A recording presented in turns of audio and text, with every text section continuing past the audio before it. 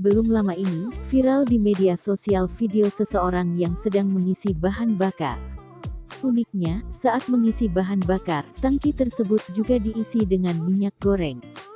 Dalam video yang diunggah oleh akun TikTok @dwiahmadi96, terlihat kijang lawas bermesin diesel tersebut diisi dengan minyak goreng sebelum mengisi solar di SPBU. Didi Ahadi, Dealer Technical Support Dep Head PT Toyota Astra Motor TAM, mengatakan tidak tahu cairan tersebut apakah benar minyak goreng atau lainnya. Kalau diesel kan pakai biosolar yang ada kadar fem, fatty, acid, metil, ether, seperti minyak goreng. Tapi, gunanya ditambah saya tidak tahu apa efeknya, ujar Didi, saat dihubungi Kompas.com, belum lama ini. Dari komentar pada unggahan tersebut, ada yang mengatakan bahwa penambahan minyak goreng pada mesin diesel mobil lawas dapat membuat tarikannya menjadi ringan.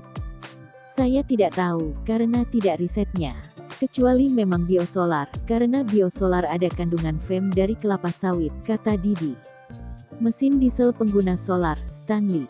Menurut Trius Wijayanto, dosen teknik mesin Institut Teknologi Bandung, ITB, mencampur solar dengan minyak goreng tidak menimbulkan dampak apa-apa.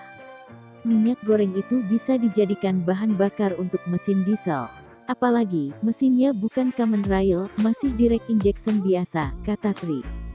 Tri menambahkan, kalaupun minyak goreng yang digunakan sampai 30%, seperti B30 sekarang, mesin tetap bisa berjalan.